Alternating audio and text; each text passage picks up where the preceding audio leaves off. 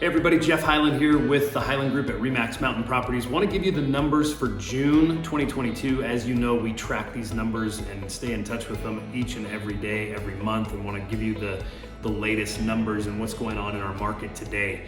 So June historically, I've noticed in my 17-year career, always kind of gets off to a slow start. I don't know if it's the beginning of summer and everybody's traveling. No different than every other year that I can remember, which has been 17 of them now. June got off to a little bit of a slow start. The last 10 days or so started picking back up. However, happy to report that we put a bunch of properties under contract shortly after they were put on the market. But overall, let's just hit the numbers here. I'm going to refer to some notes as usual.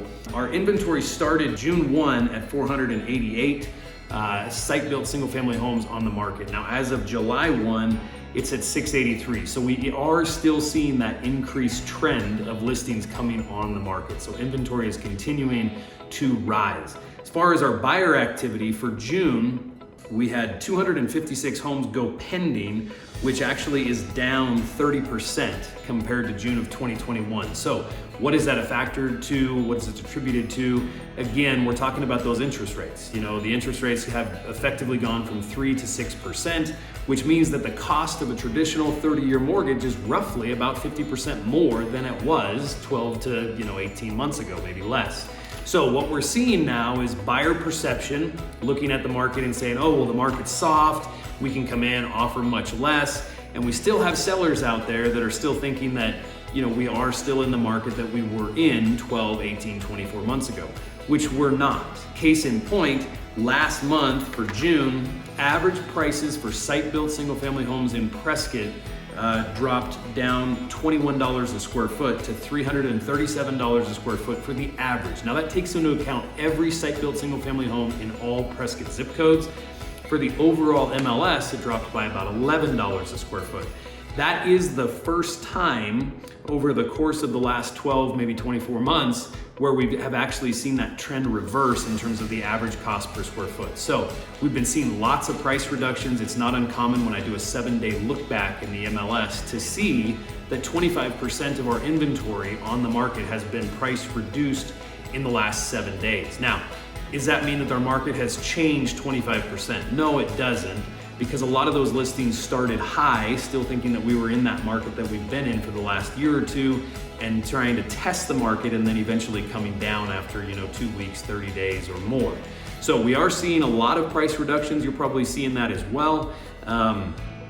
But the good news is that if you are a seller, the values are still at very elevated prices from where they have been, pre-COVID, if you want to say that. Now, buyers, there was a little bit of mortgage relief in terms of the rates today, but the number one question that we get asked is, well, when are the rates actually going to come down? So a lot of people talk about the Treasury notes, a lot of people talk about the Federal Reserve hiking rates and how many more times they're going to do that over the course of the next year. Really what we're looking for is for the inflation to stop. Once inflation is curbed, then we should expect to see interest rates start to come down. Okay, now, a couple things. If you're a buyer that you can be looking at, is instead of offering significantly less than the listing price, there's some interesting things that you could do. You could ask a seller, depending on the property, how long it's been on the market, different things like that.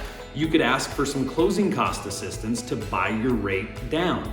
So let's say that you ask the seller for 1 to 2% in closing costs, buy your mortgage rate down, okay, and then once inflation is curbed, you should be able to refi into a lower rate. So it should be a temporary kind of a fix. Other things that buyers are doing across the country is just looking into adjustable rate mortgages. Now, before you get I know what you're thinking, that's where we got, prior to the recession. However, adjustable rate mortgages, what they're doing is locking in an interest rate for a predetermined amount of time. Again, banking on the fact that once inflation is curbed, we can come down and go ahead and refinance the rate into a longer term.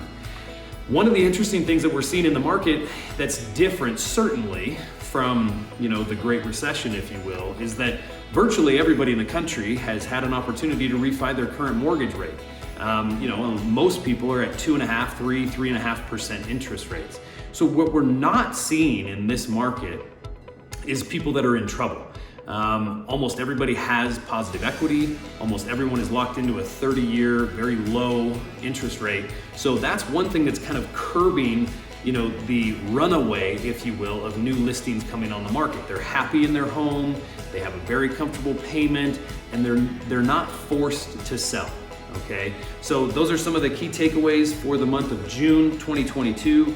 A total of 470 new listings came on the market in June alone. That actually is up 167% compared to the new listings that came on the market June of 2021. And it was an increase in new listings from May by 9% as well. So I hope that this has been helpful for you. If you have any more questions, want to get into any of the details about this, please feel free to give me a call, 928-237-4425. Again, it's Jeff Highland with the Highland Group at RE/MAX Mountain Properties, and we're here to assist you in any way that we can. Thank you so much.